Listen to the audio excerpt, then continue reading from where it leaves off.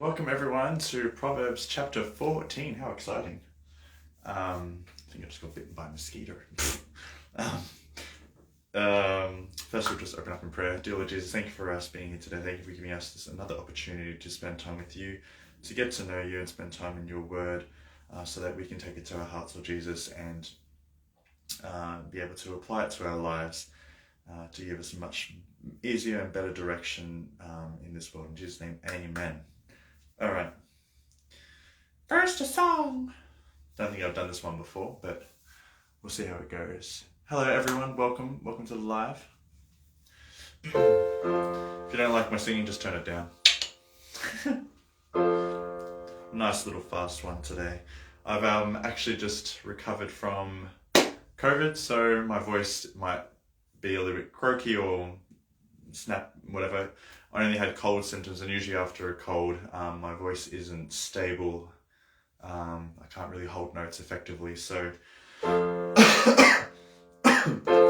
you will see how it goes, and it'll probably sound very terrible, so I apologize for that. I apologize in advance. But anyway. Can you believe what the Lord has done in me? Can you believe that? Can you believe that? Can you believe what the Lord has done in me? He saved me, cleansed me, turned my life around. He set my feet up on the solid ground. Can you believe what the Lord has done in me? Can you believe what the Lord has done in me? Can you believe that? Can you believe that? Can you believe what the Lord has done in me? He saved me, cleansed me, turned my life around. He set my feet up on the solid ground. Can you believe what the Lord has done in me? Well, look what the Lord has done. Look what the Lord has done. He healed my body, He touched my mind, and He saved me just in time. I'm gonna praise His name. Jesus is just the same. Come on and praise Him. Look what the Lord has done. Well, look what the Lord has done. Look what the Lord has done. Oh, He healed my body and He touched my mind, and He saved me just in time. I'm gonna praise His name. Jesus is just the same. I'm gonna praise Him. Look what the Lord has done. When I think of His goodness and what He's done for me, when I think of His goodness and how He set me free, I wanna dance, dance, dance, dance, dance all night, all night, all night, all night. Oh, when I think of His goodness and what He's done for me, when I think of His goodness and how He set me free, I wanna clap, clap, clap, clap, clap all night, all night, all night, all night. Come on and give the Lord the highest praise. Oh, hallelujah, oh, hallelujah. Come on and give the Lord the highest praise. Oh, hallelujah, oh, hallelujah. Come on and give the Lord the highest praise. Oh, hallelujah, oh, hallelujah. And bless His holy name. Come on and give the Lord the highest praise. Oh, hallelujah, oh, hallelujah. Come on and give the Lord the highest praise. Oh, hallelujah, oh, hallelujah. Come on and give the Lord the highest praise. Oh, hallelujah, oh, hallelujah. And bless His holy name. Woo! That one obviously has a lot of actions to it, but I obviously can't do them and play them at the same time. If I had another piano player, I probably would do the actions a lot more. Anyway, Proverbs Chapter 14. How exciting. Now, I do apologise as well. This is a day late. I did have an event that I went to last night, so I missed out. But we're here today, and that's all that matters. And after this live session, it wouldn't matter anyway. I do apologise also for the glitchiness if it does go a little bit fuzzy or blurry, because the reception here after it rains usually is very bad. So bear with us. Thank you. Chapter 13. Chapter 14, verse 1. A wise woman builds her home, but a foolish woman tears it down with her own hands. Pretty straightforward. I think that applies to straight away to everyone, in the sense of, are you a person that builds people up, or do you tear them down? Do you, and yes, sometimes there is some things that you say that can come across as offensive, but if you avoid the idea or the concept of shaming someone or name calling them, and you say, you know, I love you and I care for you, I'm only saying this because I'm worried about you, but you know, I think you should not drink so much, or you know, whatever you want to say to them because you're concerned about them. But the minute that you say you're such a drunkard for drinking so much, obviously that's tearing people down rather than building them up. So straight away it says, a wise woman builds her home, but a foolish woman tears it down with her own hands. That goes with the same not with just your within your home, but within your friends and within your community as well. You can expand that. Verse 2. Those who follow the right path fear the Lord. Those who take the wrong path despise him. Verse 3. A fool's proud talk becomes a rod that beats him, but the words of the wise keep them safe. Without oxen, a stable stays clean, but you need a strong ox for a large harvest. So basically, if you sort of see how that goes, is if your stable is messy or unclean, that means you have an ox that does work for you, that, you know, brings in a large harvest for you. It's an investment, it brings in income. So sometimes, yes, life can get messy, your life can get messy, but that might mean that you, people always say to me, oh, you're so messy, especially my housemates. When one of my housemates has got a girlfriend, he's just like, oh, you're always messy, you got things everywhere. And it's like, well, wouldn't you be more worried if it wasn't messy, because then I wouldn't be productive or earning an income, and I wouldn't actually even be here, so to speak, because I get busy with my businesses and I sometimes miss out on cleaning a little bit. But I still get it done. I still get my cleaning done. I still keep on top of it. Continuing on. Verse 5. An honest witness does not lie. A false witness breathes lies. A mocker seeks wisdom and never finds it, but knowledge comes easily to those with understanding. Interesting. You could say that's our intent and our mindset.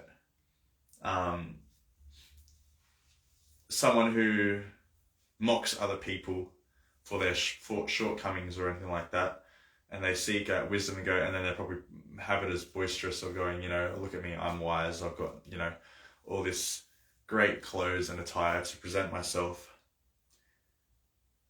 But really, they're not really seeking true wisdom. They're just having a projection of that they're wise. Whereas, and they're missing the point, so to speak. They're missing the whole point of wisdom, which is you're supposed to be humble. But the people that have understanding, obviously, and it says here, but knowledge comes easily to those with understanding. Number 7, stay away from fools, for you won't find knowledge on their lips. The prudent understand where they are going, but fools deceive themselves. Fools make fun of guilt, but the godly acknowledge it and seek reconciliation. Verse 10, each heart knows its own bitterness, and no one else can fully share its joy. I've actually highlighted this one ages ago whenever I highlighted it. And because it's true.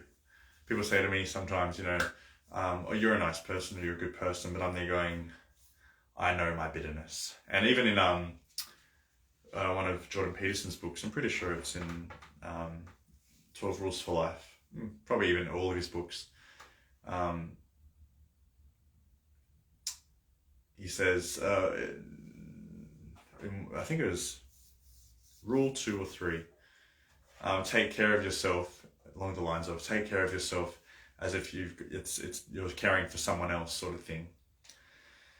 And we don't take care of ourselves most of the time because we know, in a sense, deep down, we feel we are undeserving of it because of how unworthy we are and how corrupt we are and how dark we can become, and we think that we don't deserve caring as much as we would care for, like, our animals, for example. We would definitely give medication to our animals that are sick, but to take our own medication, sometimes we don't because we think, well, poor me, I'm not really that much of a worthy person anyway. I know that I'm corrupt and I know that I'm not that great of a person. So it just reflects back in this one. Each heart knows its own bitterness and no one else can fully share its joy. And that's so true. Only you can your joy that you know of is yours alone, that you can experience. You can't pass your joy on to someone else, and no one else can take that joy from you. Your joy, they've got their own joy to experience. Anyway, verse 11. The house of the wicked will be destroyed, but the tent of the godly will flourish. There is a path before each person that seems right, but it ends in death. Verse 13. Laughter can conceal a heavy heart, but when the laughter ends, the grief remains. Backsliders get what they deserve. Good people receive their reward. Only simpletons believe everything they're told. The prudent carefully consider their steps. I think that is a major reflection at the moment for mainstream media. And calling out my parents who watch the news quite a bit. And they've got that old European sort of mindset where they just watch my dad watches the news all the time and just believes everything that the news says. And I'm there going, don't believe anything the news says. Anything mainstream media says, it's built to put you in fear, and it's just toxic. It's not good. Just take it out. You'll find how much peace you have when you don't listen to the news. And because they portray it in a way where it's easy to believe.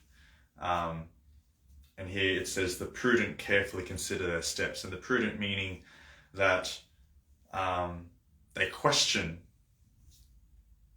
the choices that they're going to make, or question everything that's put in front of them. They don't fully believe it just yet, or they take it as a grain of salt in a sense where they just, or take it at arm's length, where they acknowledge it and say, okay, yeah, cool, taking that on, no worries. But I'm not going to take it as truth just yet because I want to have more evidence. So that's pretty much what this verse, I feel, is saying, what it's interpreting. Well, here it goes, and then it continues on to verse 16. The wise are cautious and avoid danger. Fools plunge ahead with reckless confidence. So a way to avoid danger is to be curious of actually what you're looking at it and questioning it. So, and you find out more information on it, and you find out if it's of strong substance, or if it's of reliable substance or reliable sources, so to speak. The wise are cautious in the sense where how it says avoid danger. Like, to avoid danger, you got to look, in a sense, or you put everything in question if it's a risk or how big of a risk it can be. For example, cereals. I'm just looking at a cereal box that I've got in here, cereal box. You go to the mall and you go and get a cereal and it says, 5 stars, healthy or whatever. But then you go look up the ingredients and you're like, oh, this actually is not healthy at all. It's actually got a lot of additives in there that's not really beneficial to my body. And look here, it's got a history of cancer. Okay, awesome. Let's just avoid having this cereal all together. So that's what it sort of means. A wise is cautious and avoids danger. Verse 17, short-tempered people do foolish things, and schemers are hated. Simpletons are clothed with foolishness, but the prudent are crowned with knowledge. Evil people will bow before good people. The wicked people will bow at the gates of the godly. The poor are despised even by their neighbours, while the rich have many friends. It's got that in quotation marks. That's true. I'm just thinking that it is. I feel bad because I see it. Not that any of my neighbours are poor, so to speak, but you sometimes see those neighbours where there's just junk all in the yard and the lawns haven't been mowed, and it's just long grass, and they're thinking like, how many snakes are hiding in there? I don't want to go near that house, but you can tell that they're obviously not really that well off financially. And you sort of, in a sense, resent them, or you start not liking them because they're not taking responsibility of their yard, and you become quick to judge. But then you see the rich, and they've got many friends, but yet they're most of the time the loneliest of people, because their friends are only sticking around because of their money or their fancy possessions, so to speak. And once the fancy possessions go, all the money goes, and the friends are gone, and it's not really friends. Number 21. It is a sin to belittle one's neighbour. Blessed are those who help the poor. If you plan to do evil, you will be lost. If you plan to do good, you will receive unfailing love and faithfulness. Work brings profit, but mere talk leads to poverty. That's so true. People have a lot of dreams, a lot of big ideas that they want to accomplish or they want to do, especially financially or within a job, and they're like, I've got these big ideas. But they just talk about it. They don't actually act on it. They don't do. And because they're not acting on it, or they're not doing, they're just sayers or talkers, nothing's going to get done, and they're not going to bring in that extra profit or that bigger profit. They're going to lead eventually to poverty because they're not acting on their, in a sense, intuition or their knowledge or their dreams or their goals, so to speak. Wealth is a crown for the wise. The effort of fools yields only foolishness. Well, that might mean I'm still a fool because I'm not wealthy yet. I mean, I'm wealthy in a Western culture. Apparently, if you have money in the bank and if you have spare change lying around anywhere, you're in the top 8% of the world's wealthy, if that makes sense. So you're not poor, you're quite rich, you're quite well off. And if you have, like I said, money in the bank and money, spare change lying around, you're in the top 8% of population, of the world's population of, financially stable or financially good, so to speak. So in a sense, I am wealthy to that degree, but wealthy compared to others who have a house, have a car paid off, have a full-time job that, you get sick days paid sick days and leave and all that. I don't have that. So I'm quite full. I know, I'm a foolish fool. But that will change eventually, hopefully. Tell all your friends about Xander King. Go purchase something right now. T-shirt. We've got hoodies, especially winter's coming up. It's a little sales pitch right there. We also have beanies, $25. They're going to be on the website very soon as well. Just heads up. Continuing on. Verse 25. A truthful witness saves lives, but a false witness is a traitor. These are all pretty self-explanatory. Those who fear the Lord are secure. He will be a refuge for their children. Fear of the Lord is the life-giving fountain. It offers escape from the snares of death. A growing population is a king's glory. A prince without subjects has nothing. People with understanding control their anger. A hot temper shows great foolishness. And that, I guess, comes back up, self-explanatory there. People with understanding of people's situations or have empathy, for example, they're gonna not get so angry as quickly. Like, and you could take this as road rage. When someone, like this morning it was pouring down rain. You can't really see in front of you. This is a bad example because it's showing how foolish I am. And we're on 100 zone, and I'm going 100 and overtaking people that are going 90 because you're supposed to go slow in the rain. Me being a fool, I go to 100 because that's the speed limit. And this guy with a truck behind me, not a massive truck, just like a smallish truck, is behind me, like close behind me, and I just pass the car that's to my left, overtaking them. And he flashes his lights at me saying, like, get out of the way. And I'm going, I just passed the car. Like, can you give me time to, and like, there's water along the road where it's creating those puddles. And, if you obviously turn harshly in them, you're going to spin out. So I was just like, well, you can just wait because I'm not going, I don't know why you're in a rush and why you're even rushing in the rain. Like, unfortunately, if you're late, that's your problem. That's your own stupidity for being late, or like I'm always late, so I'm stupid as well. But if you're speeding to the point where you're going 105 or 110 when there's rain, like torrential rain where you can't even really see properly in front of you, like it was to the point that like 20 or 30 meters away, you could faintly see the red lights on the other cars that were in front of you.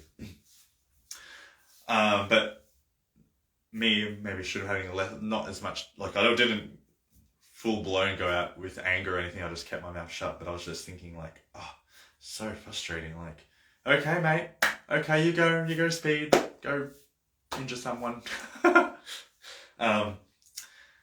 But he might have had his partner in the hospital or something like that he needed to get to quickly, or even in the rain, or maybe there was someone in the car that might have been bleeding out and he needed to go to a hospital or something like that. We just don't know. And that's what I guess this is, like, people with understanding control their anger. But a hot temper shows great foolishness, and that could be someone I could have easily opened up the window and just flipped the bird at them. Or, just yelled at them as they drove past, but then I would have got wet and that would have been definitely foolish. So I was just like, let's just let it go. Let it go, Daniel. That's just an example. Anyway, verse 30. A peaceful heart leads to a healthy body. This is very interesting because I'm just listening to a book called How to Do the Work by, I think it's Nicole. I'm going to say Nicole, but I can't remember her last name. And how much, and even if you've read Bessel van der Kolk's book, The Body Keeps the Score, if you have a lot of stress, that adds or deteriorates your immune system. So in this one line, a peaceful heart leads to a healthy body, in that one line pretty much sums up a lot of people's physical illnesses, especially when, for example, when I got the cold, before I got the cold, I was stressing a little bit, or for probably about a week. So my immune system was obviously run down and my heart wasn't peaceful. I was stressed, and that obviously short-circuited, in a sense, my immune system, or, made it weaker. So then I was susceptible, whatever the word is, susceptible, more vulnerable to getting sick. So that verse is spot on truth. And then it says, jealousy is like cancer in the bones. And it's interesting that it points out jealousy here, because jealousy obviously is when you're comparing yourself obviously to someone else, and you want what they have, or you want to be who they are, and that you are no longer peaceful in your heart because you're like, well, I'm not going to be happy now, and you've just given them power of your happiness, and you're just like, I'm not going to be happy and I'm not going to be peaceful in heart until I get what I want that I think will make me happy, when really, no, it just breaks your immune system down even more because you're not peaceful within yourself. Verse 31. Those who oppress the poor insult their maker, but helping the poor honors him. Obviously, I need to help the poor more then. even though I'm poor. No, there's always ways we can help. The wicked are crushed by disaster, but the godly have refuge when they die. Wisdom is enshrined in an understanding heart. Wisdom is not found among fools. There you go, understanding again in an understanding heart. So there's all this concept of understanding. I would say understanding would even fall under compassion, or like I said before, empathy. So you could even say an empathetic heart. 34. Godliness makes a nation great, but sin is a disgrace to any people. A king rejoices in wise servants, but is angry with those who disgrace him. And that's obviously as well a metaphor for God. God rejoices in his wise people, but is angry with those who disgrace him. And even disgrace in the sense where you can, and I've done this obviously many times, I'm calling myself out. For many times I've done it where I'm like, yeah, I'm all for God, but then I'll go ahead and sin, and that's just disgracing his name again, disgracing him. And he's not happy about that, so never happy about that. Anyway, that's chapter 14. Thank you very much for listening. We will go now into Adrian's, whoops, wrong thing. Adrian. Boom, boom, boom. Oops. Adrian D'Amico's post, number 14. And it says, motivation without meaning and purpose will be fleeting. Interesting. Motivation without meaning and purpose will be fleeting. So that obviously the motivation won't stick if you don't have a strong purpose and don't have a strong meaning of why you're doing what you're doing. I guess that's most people why most people in a sense don't stick with their fitness goals, or because they don't have a strong why, a strong purpose, or a strong meaning to why they want to stick to their fitness goals. The reason why I stick to my fitness goals is because, and again, it's no offense to my parents, but growing up, they always huffed and puffed going upstairs, and I was concerned about that, because I'm going, well, and I was in a sense a warrior kid. I worried a little bit too much, if that makes sense, or I was a people person. I was a perfectionist, so I always worried about, like, if somebody was in danger and I was the only one there to help them or run and get help, then I want to be physically fit so that I have the opportunity to, run and get help. Or if I need to, pull off a door of a car, so to speak, or be strong enough to open up a car door and get people out if they're in danger. That was my whole mentality growing up as a kid. So that stuck with me. So I'm like, well, I'm going to keep on top of my health and keep on top of my strength, my physical strength, just so that I'm capable of helping people out when they need it. And all the time, when you're around older people and they're like, oh, can you please open this up for me? Or can you please get this? Or can you please lift this up? You're so strong. It's like, yes, I have made myself strong for this purpose exactly. So yeah, that's where my motivation has stuck, because I do not want to be, in a sense, vulnerable or